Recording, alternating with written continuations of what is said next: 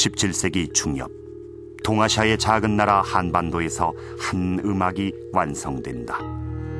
단 한 명의 성악가가 홀로 무대에 서서 4-5시간에 달하는 장편 음악극을 오직 목소리 하나만으로 진행해가는 이 음악은 세계의 어떤 민족에게서도 발견되지 않는 이 민족만의 독특한 음악이다. 세계 음악사의 유례가 없는 이 기묘한 음악을 한반도에서는 판소리라고 부른다. 판소리가 완성된 시기에 판소리로 불린 작품은 모두 12작품이었으나 21세기까지 온전한 형태로 공연되고 있는 작품은 5이다. 심청가, 춘향가, 흥보가, 수궁가, 적벽가가 그것이다. 그중 심청가는 5작품 중 가장 비극적인 미가 두드러지는 작품으로 한국의 고전 영웅소사시의 한 전형이다.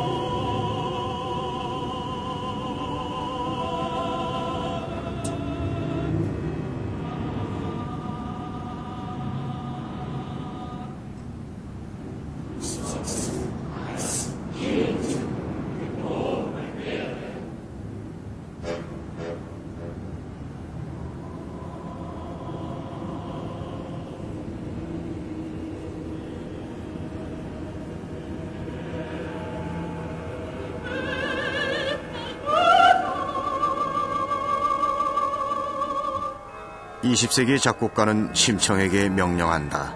낡은 세계를 새롭게 하라. 한 연약한 소녀에게 부과된 이 임무는 그러나 소녀가 죽음으로서만 완성될 수 있다.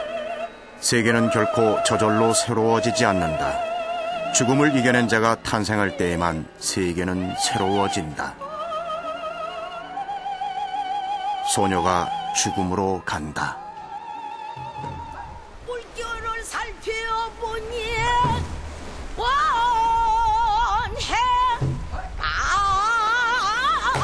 얘는 하나를 당한 난네 대선 같은 땡이 배짜로 풍랑은 우르르르르르르 물결은 머리로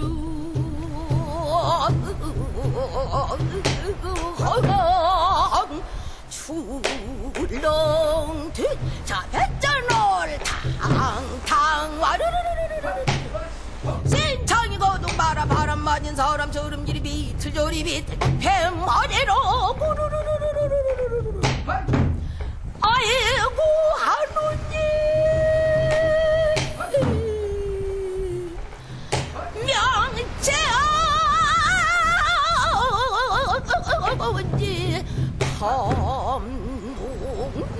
범동하사 애비어 거물일당 심청으로 대신하고 애비어 눈을 밝게 좀 하옵소서.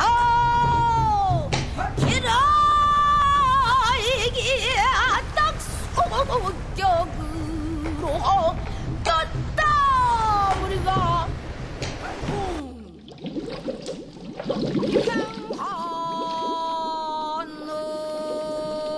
그렇게 15의 심청은 물에 빠져 죽는다. 그러나 모든 신화적 인물이 그렇듯 이것은 끝이 아니다. 소녀는 이제 이 물에서 부활해 세상으로 나아간다. 이전에 소녀는 죽을 수밖에 없었던 고통의 피해자지만 이제 죽음을 거치고 나간 소녀는 고통의 치유자가 된다. 영웅의 탄생이다. 원래는 입사 마지막 단계는 죽음이에요. 죽음의 바닥까지 들어갔다가 옛 삶의 그 껍데기나 그런 것을 전부 벗고 다시 태어나는 거거든요. 재생. 죽음이 먼저 나오고 죽음 속에서 삶이 나온다. 진짜 심청이는 인당수 빠지기 전에 심청이는 아무것도 아니다. 모든 것은 상징이다. 상징의 눈으로 볼 때만 이 비밀은 풀린다. 심청이 갖는 가장 불가사의한 상징은 하고 많은 영웅의 임무 중 왜 유독 이 소녀에게 개안의 임무가 주어졌느냐는 것이다. 자, 이제 소녀가 만좌맹인의 눈을 띄우기 시작한다.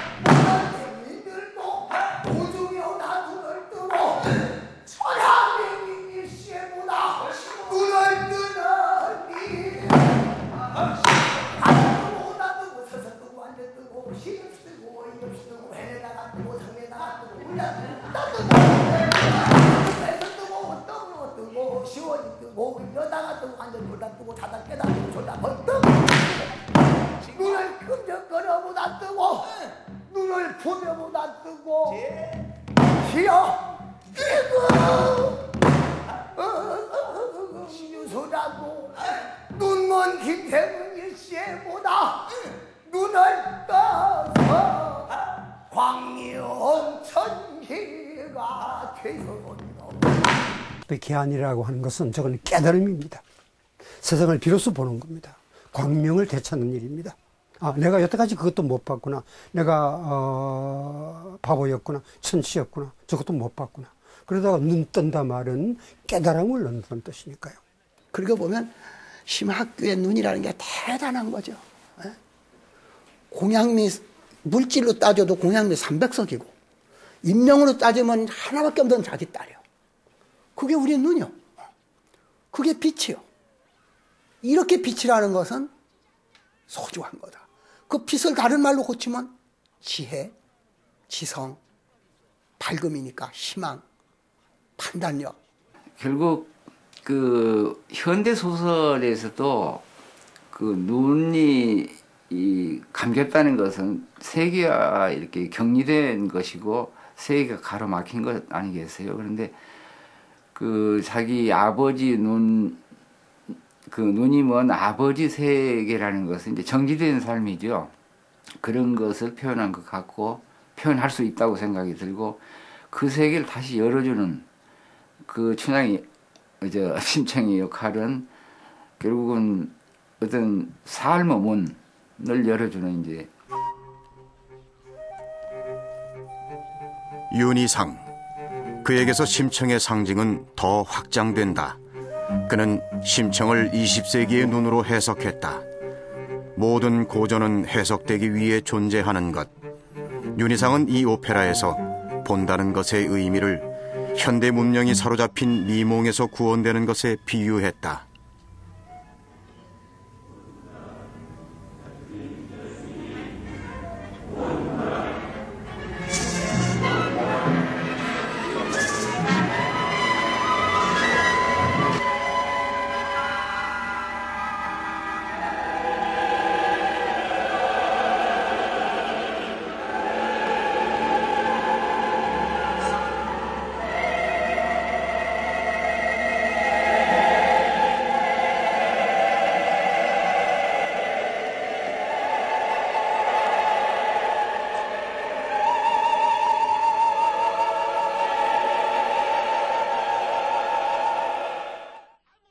das habe ich ja eben schon gesagt. Das Sehen bedeutet sich selbst erkennen und damit auch eine Freiheit gewinnen. Ja, Freiheit von den Bindungen der Konvention, Freiheit von Zwängen in der Gesellschaft, auch von politischer Freiheit, das kann man alles mitdeuten. Freiheit von Armut, Freiheit von Krankheit. Und das spielt ja bei Ximchong. Das Sehen können meint die aufgeklärte Gesellschaft im Gegensatz zu einer blinden Gesellschaft. Also es geht auch um eine gesellschaftliche Deutung dieser Oper. Der Vater ist das alte System, der sich nicht öffnen will für das Neue. Und dass er sehend wird, heißt, er wird geläutert durch Schmerz und kann auch das Neue sehen und auch entsprechend handeln. Das hat auch eine politische Bedeutung.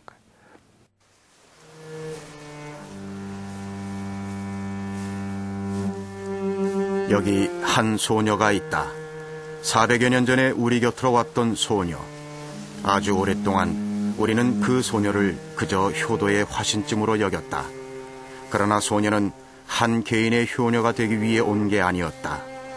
상징의 비밀을 풀고 볼 때 소녀는 세계를 새롭게 할 구원의 여신이 된다. 소녀는 어떻게 그곳에 이르는가? 소녀를 영웅으로 만드는 건 고통이다. 소녀의 고통은 태어나는 순간부터 시작된다.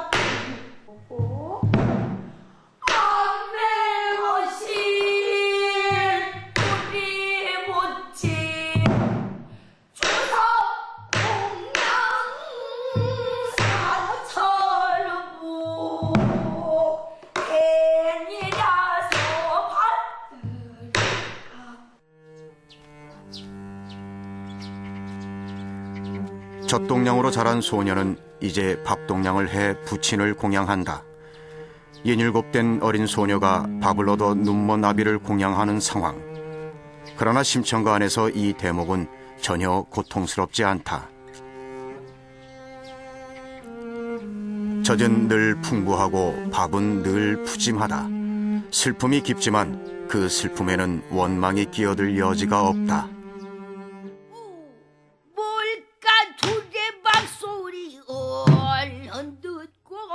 설제 한 품에 아이를 안고 한 손에 지팽이 걷도 짚고 더듬 했다 간다. 우물가 찾아가서 여보시오 부인님네 오신 줄은 모르구나. 초칠안에 어미를 잃고 젖술을 주되어 죽게 된 이에 저쪽 꿈에 여주 우물가 오신 부인 철석인들 아니주며 도척인들 아니주야 저서를 많이 먹여주며. 여보시오 봉사님, 예, 이 집에도 아이가 있고 저 집에도 아이가 있으니 어디 생각 말고 내일 또 안고 오시고 그래도 안고 오시면 내 자식 온 거기인들 참아 그 애를 굶기니까. 그런데 이 심청전에 보면은요, 심청이 자랄 때 이웃 그 우물가에 아주머니들이 나서서 그 심청이를 안고 온 아버지가 부탁을 하니까 나서서 심청에게 젖 먹여주고 걱정 말고 내일로 데리고 오라고. 여기 이 동네에 아주머니가 하도 많은데 걱정이 하나도 없다고 그렇게. 그러니까 그 장면도 참 따뜻하면서도 눈물겨운 장면이죠, 그죠? 이 동네 아주머니가 많으니까 염려 말고 내일도 이 젖먹이 데리고 오라고, 젖 먹여주겠다고. 그럴 때 우리들은 웃음 반, 눈물 반, 회심의 미소 반, 눈물 반으로 이게 듣게 될 겁니다. Und da findet er die Frauen am Brunnen. Und die Frauen am Brunnen sind ein Symbol für das einfache Volk. Und so wird das Baby von den Frauen am Brunnen genährt. Eine nimmt es an die Brust, andere sorgen dafür.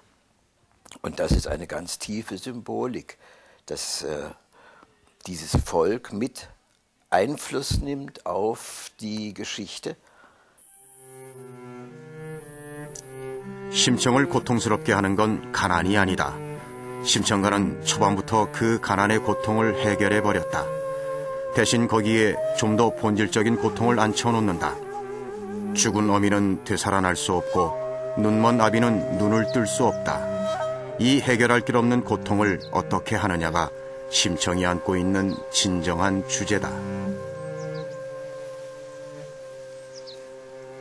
그래서 사실은 이 심청전을 이렇게 또는 심청가를 들으면서 느끼는 어떤 비장함의 그 핵심은 뭐냐면은 그런 인간으로서 그 감당할 수 없는 모든 고통을 한 몸에 다 어린 소녀로서 다 감당하고 있다는 데서 오는 것이죠. 그러니까 그런 모습에서 보면은 아주 그 성스러운 데가 있고 종교적인 데가 있습니다. 그래서 마치 석가모니가 그 불도에 정진하기 전에 느꼈던 여러 가지 고통, 갈등 이런 것과 마찬가지라고 할 수가 있습니다. 윤희성은 이제 그 고통을 견디라고 한다.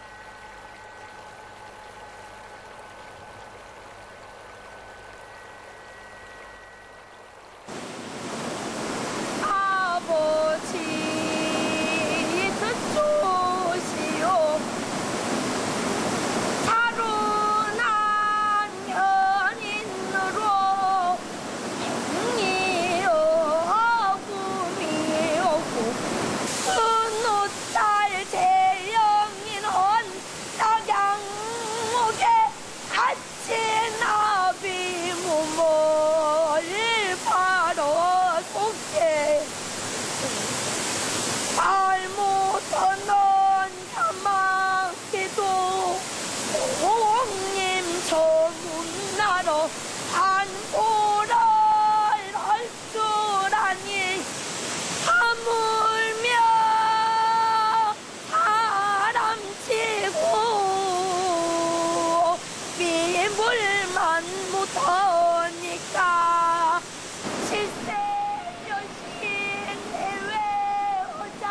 고통은 해결될 수 없고 그럼에도 어떻든 살아야만 한다.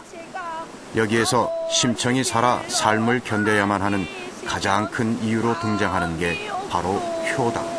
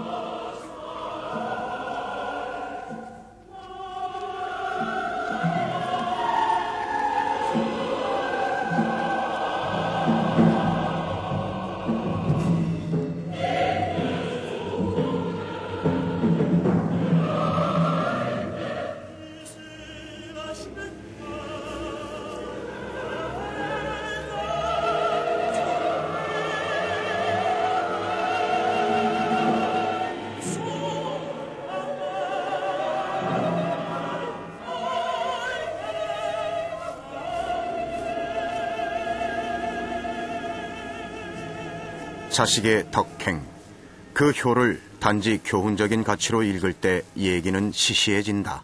그렇지 않은가? 우리에게 진정 중요한 것은 효 자체가 아니라 그 자세였다. 무엇인가를 위해 희생하고 인내하는 자세, 그 삶이 가장 값진 것이라는 게 한국의 오랜 관념이다.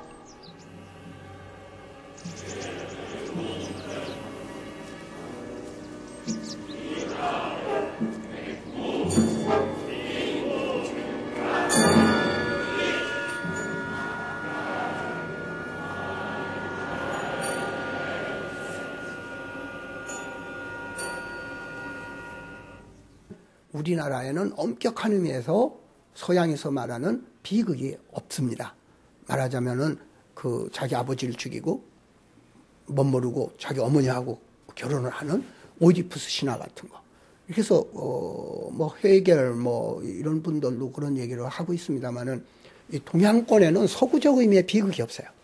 철저한 그러한 그 자기 파괴, 그 운명 속에서 그냥 인간이 그냥 완전히 찍히는 그러한 비극이 없는 문화권이다. 이렇게들 얘기를 하죠. 그래서 우리는 그 고진감래라 괴로움이 결과적으로는 아주 행복한 달콤한 것이 된다.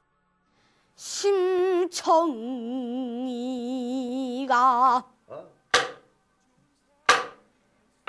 여자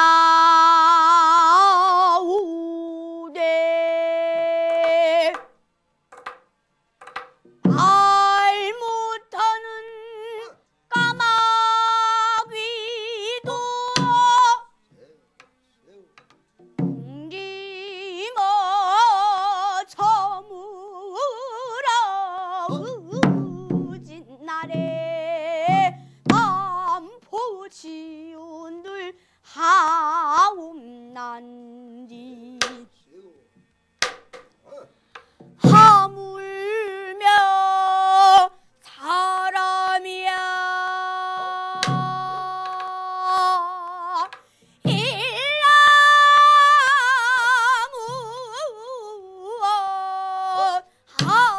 하오리까 아버지. 사람의 도리가 삶을 이어간다. 그러나 도리를 다했다 해서 본질적인 고통이 해결되는 건 아니다.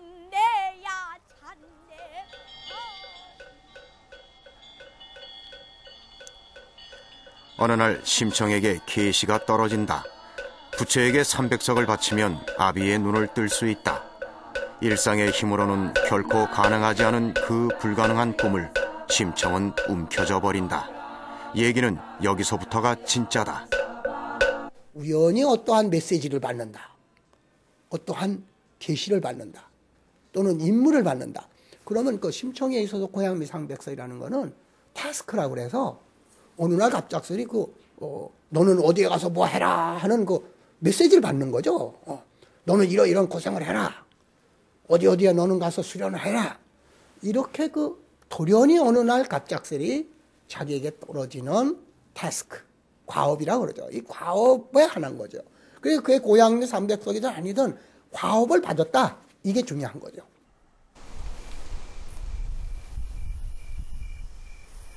여기에서 좌절한다면 심청은 평범한 소녀에 머문다. 그러나 심청은 이미 꿈꾸지 말아야 할 꿈을 보아버렸다. 만단으로 이루혼 후 그날부터 목욕체계 정리하고 황도 펴고 금줄 치고 지극 정성을 들이는디 후원을 단을 묻고 북두 칠성 야야반어 촛불을 도덕히고 세사바르 중하수를 떠서 새소고반에다 받쳐놓고 두 손 합장 피는 발이 이나이다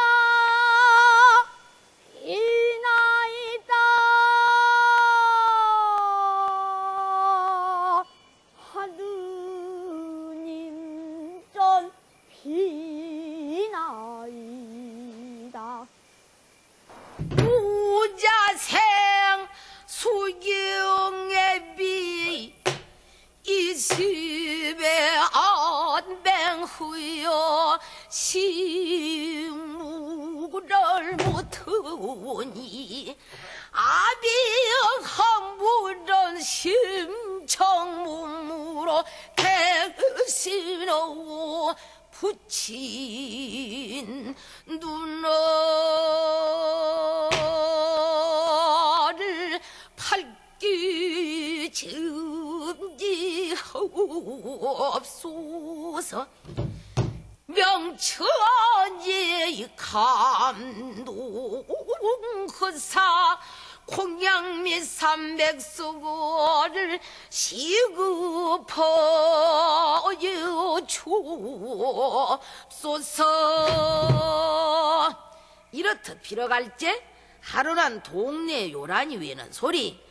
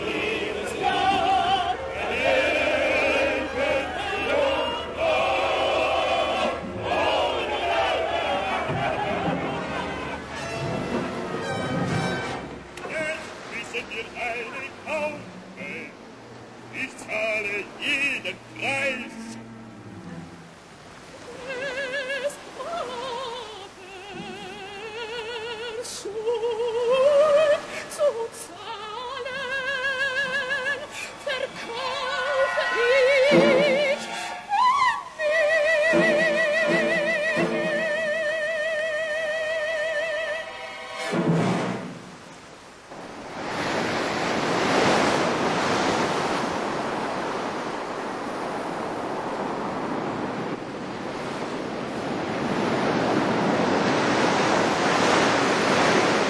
결국 심청은 공양미 300석을 구하기 위해 선인들에게 몸을 판다.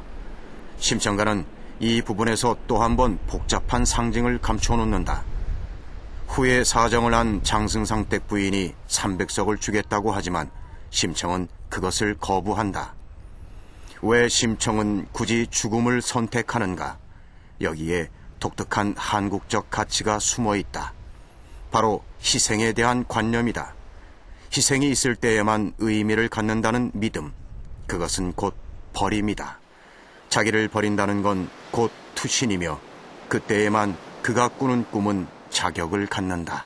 심청의 그 무력함, 자기를 팔아서밖에는 할 수 모르는 수동적인 그 효가 젊었을 때는 참 분노스러운, 분노가 치밀었는데 말이나 되는 소리냐 이거야. 젊었을 때 읽었을 때. 지금 보면은 그 의미의 깊음과 스스로 그 버림으로써 재생하는, 끝없이 자기를 내던짐으로써 얻는, 소위 불교에서 얘기하는 사신, 몸을 던짐으로써 사호, 호랑이를 가꾼다는 거. 이게 이러한 큰 우주의 생명력은 이런 거에 의해서 지탱된다.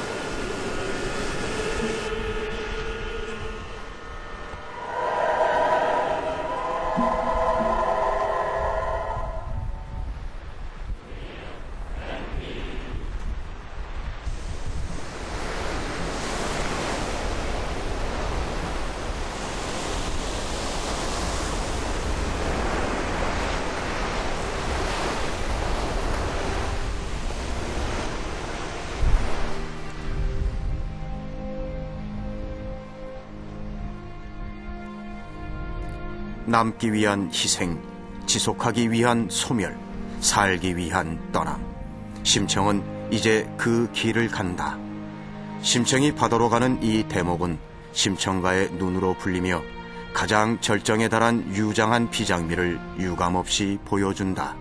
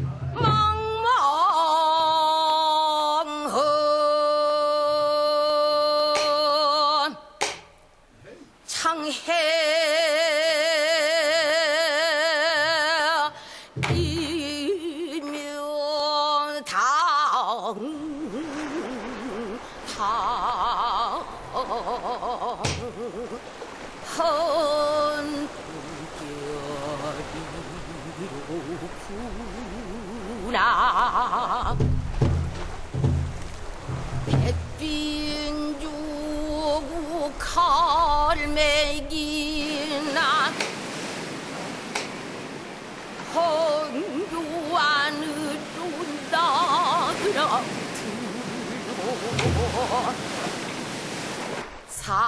삼상어 기르기나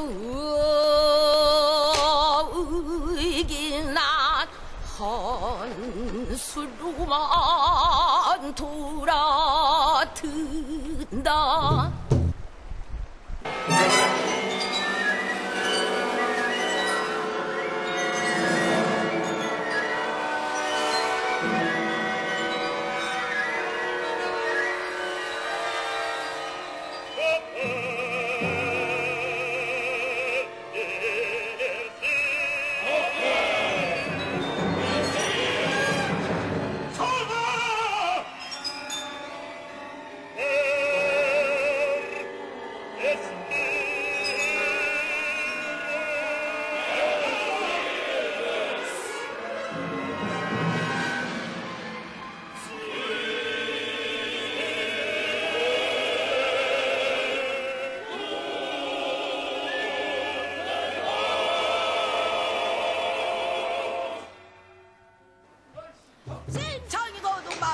맞은 사람 저름길이 비틀저리 비틀 회전으로 나가더니 다시 한 번의 생각은 내가 이리 젠틀키를 붙이는 생이 부족함이라 지막봉 울음 쓰고 두 눈을 딱 감고 뱀아래로 구르르르르르르르르르 아이고 하느님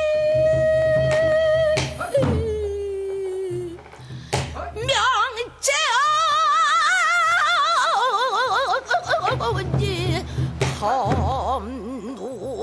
함동하사 애비어 그물을 당심 청몸으로 대신하고 애비어 눈을 밝게 좀 하옵소서 기라이기 딱 소격으로 떴다 우리가 붕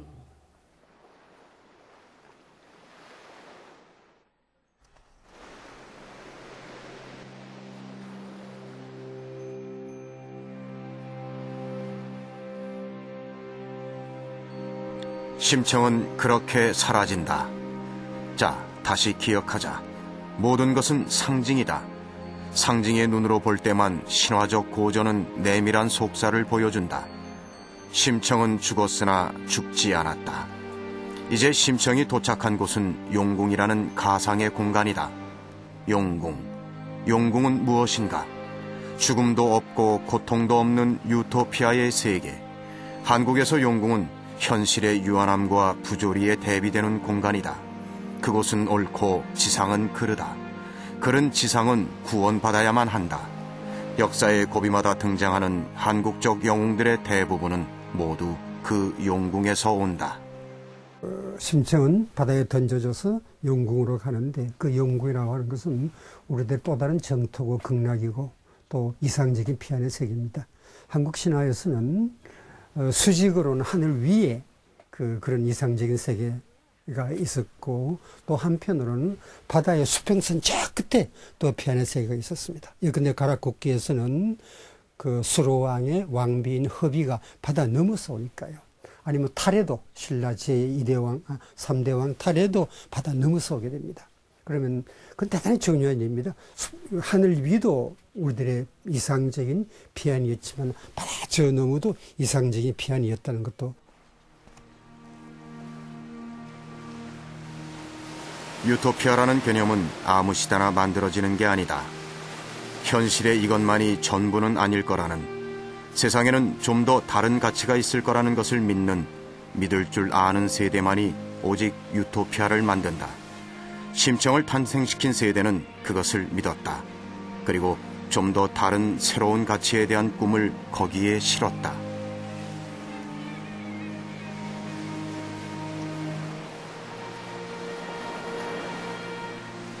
이제 심청은 그곳에서 임무를 부여받는다.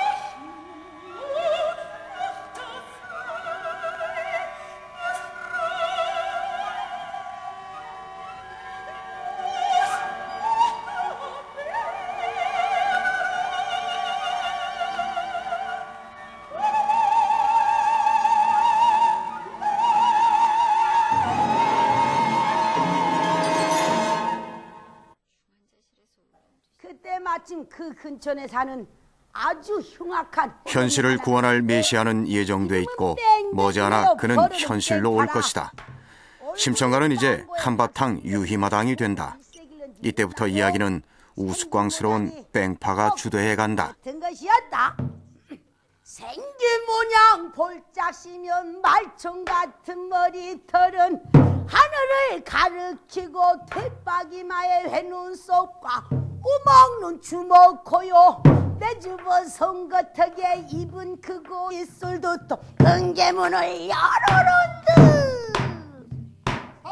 썰이 드문드문 서른 들어진 집신짝이요 두 어깨는 쩍 벌어져 뒤를 거꾸로 세워놓은 소뚜 생기본을 보면 소뚜껑을 엎어놓은 듯 허리는 집통 같고 배는 배놈 북통 같고 엉덩이는 부잣집에 떡치는 안방 같고 속옷을 입었기로 다른 것은 못 보아도 입을 보면 짐작이요 소통다리 흙과 발톱 발맵시는 어찌됐든 신발은 친척으로 차가우시 사실 판소리의 진정한 매력은 이것이다. 판소리는 거의 모국어의 보고다. 만들면 만드는 대로 말이 되는 한국말의 풍부함과 다양함을 이보다 더 맛깔나게 풀어내는 장르가 또 있었던가.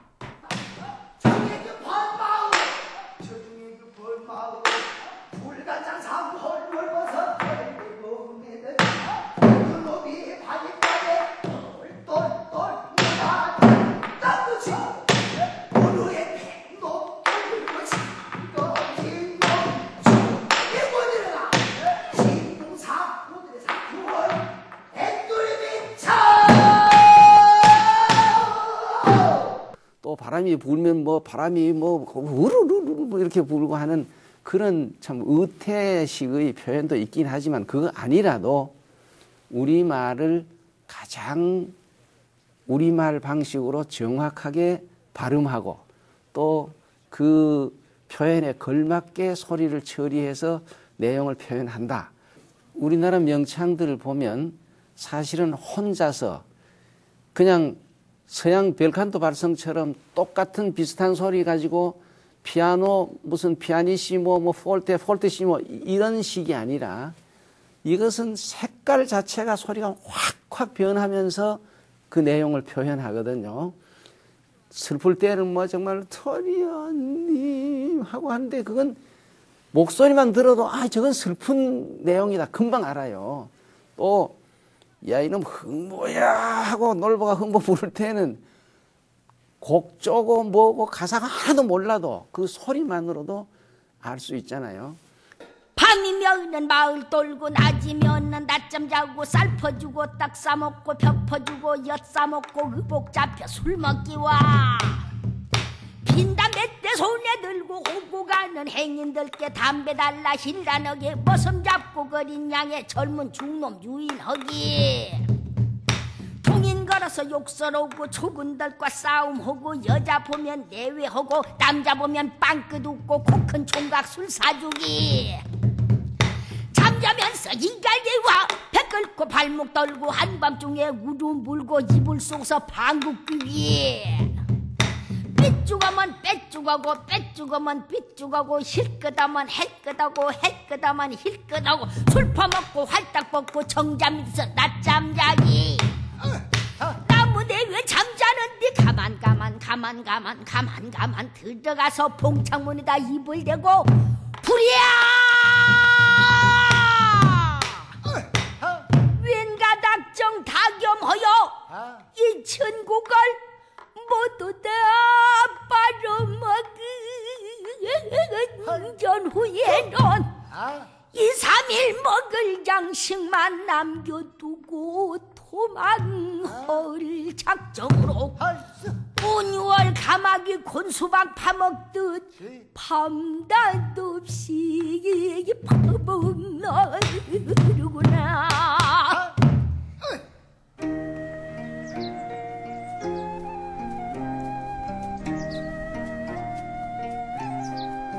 이제 심청이 세상으로 나간다. 저 세상에 살고 있는 아비는 아직도 눈을 뜨지 않았고 세상은 아직 암흑 속에 있다. 심청은 이제 그것을 깨우고 새 세상을 완성할 것이다. 여기에서 심청이 단지 아비의 눈만 띄워줬다 해도 얘기는 전혀 어색하지 않다. 그러나 심청을 탄생시킨 사람들에게 필요한 영웅은 한 개인의 효녀가 아니었다. 사람들은 만인의 고통을 치유해줄 만인의 효녀가 필요했다. 이제 오랜 여행은 끝났고 축제가 시작된다. 아이고 아버지!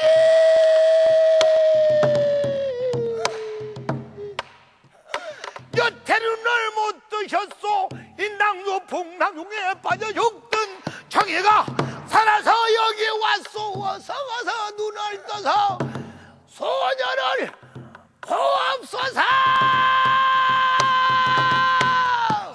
신봉사가 이 말을 듣더니만 어쩔 줄을 모르. 내 딸이라. 내 딸이라니.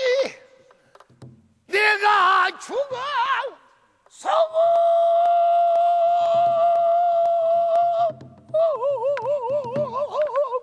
전기를 들어왔느냐.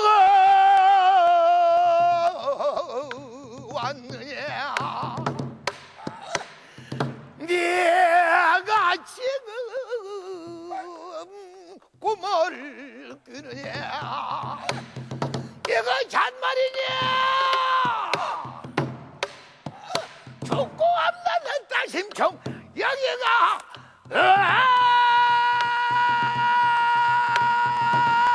아니라고 사려고 다니면 말이고. 내 딸이면 어디 보자. 아이고 내가 눈이 있어야 내 딸을 보지. 아이고 가까워야라. 어디 내 딸이면 좀 보자. 눈을 끔적끔적 하더니만은 두 눈을 딱 떴던가 보더라.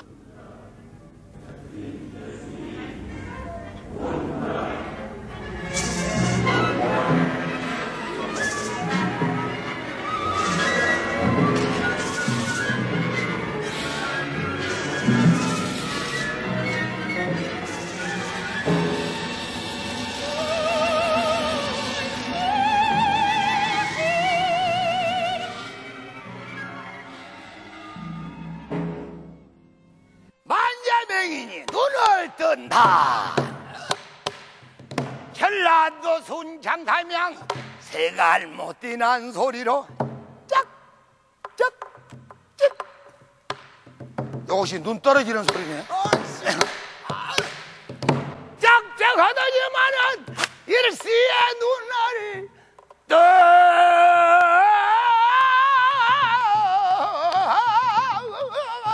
버리는디. 석 달 안에 잠녀하고 내려가는 봉사들을 또 제 집에서 눈을 뜨고 미차당도 보던 명이 중로에서도 눈을 뜨고 가다 뜨고 오다 뜨고 앉아 뜨고 누워 뜨고 서서 뜨고 회에다 뜨고 오다 뜨고 자작게다 뜨고 돌다벌떡거리다가 뜨고 눈을 감격거리다가 뜨고 눈을 부벼가며 뜨고. 어떤 놈은 그냥 지 마음대로도 뜨고 지어 피가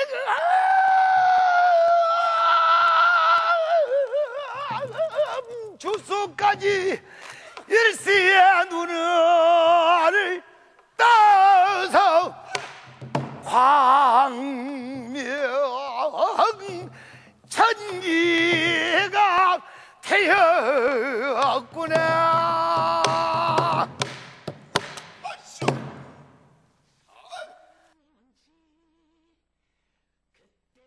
암흑 세계가 홀연 계명천재가 되는 거나 마찬가지일 겁니다.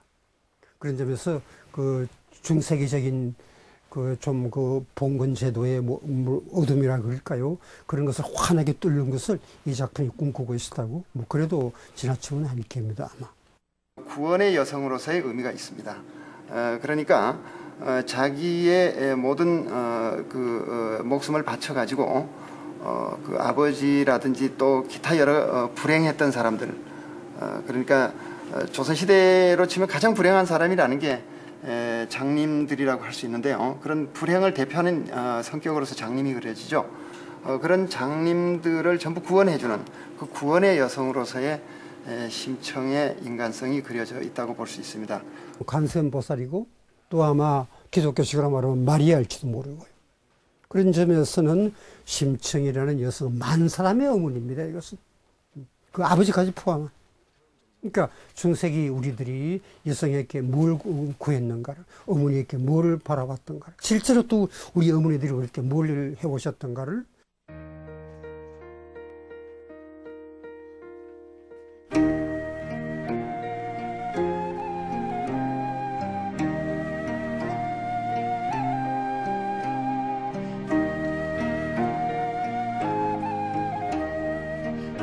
이제 영웅은 사라졌고 더 이상은 누구도 영웅을 꿈꾸지 않는다. 영웅의 상징은 비범한 인물의 능력에 있지 않다.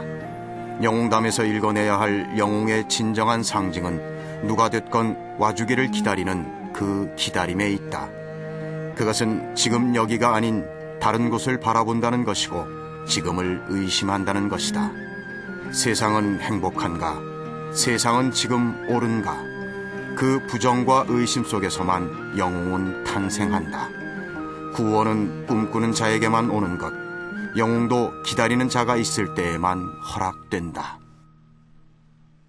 우리들이 그 사람으로 살아가는 동안 영원히 구원이라는 거, 무슨 안 바랄 수가 없을 뿐더러 안 바라는 사람도 아니겠죠, 그죠? 그 구원이란 말은 보다 더 잘 산다, 뭐 그런 뜻이 아닙니다. 지금 내 눈에 안 보이지만은 무엇인가 이보다 다른 경지에 높은 것이 있을 거다. 그것이 내 영혼이 감사하게 될 거다. 되기를 바란다. 그런 게 구원이라는 걸 거니까요. 우리들이 영웅전을 왜 읽고 하는가를 이제 묻게 되는데, 영웅은 단순히 위대한 인물이 아닙니다. 걸출한 인물도 아니고, 영웅을 만드는 것은 무엇이 만드는 거니까 고통이 만드는 겁니다. 아픔이 만드는 거고요. 그러니까 영웅이라는 것은 고통의 맨 바닥에서 이렇게 닳고 시달리다가 영웅이 되어서 다른 사람의 구원자가 돼야 영웅이라고 그런 거죠. 그런 점에서 심청은 그 영웅전의 조건들을 고루 다 갖추고 있습니다.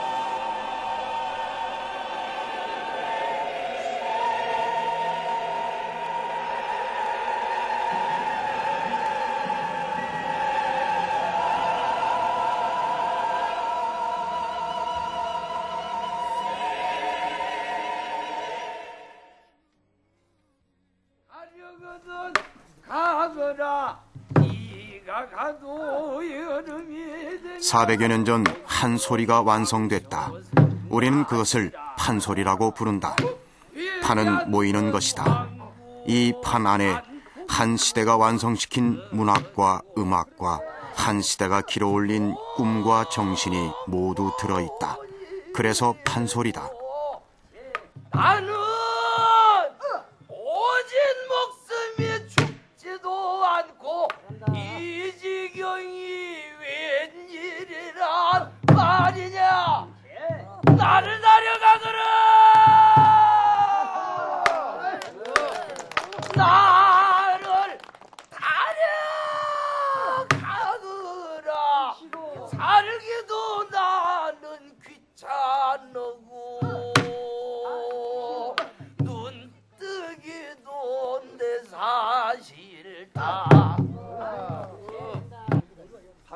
울며 세월을 보낼 적에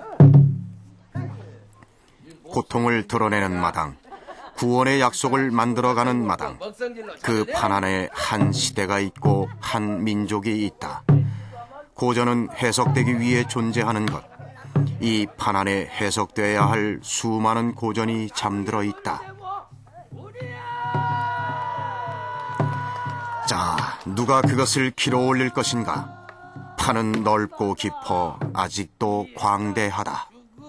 날이 한 세상 황후가 되니 전전 만만 뜻밖이라 얼씨구나 전씨구 얼씨구나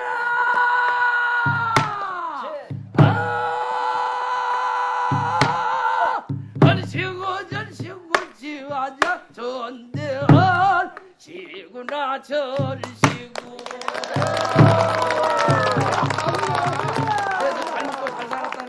아니야, 한번 좋아하지. 아니야.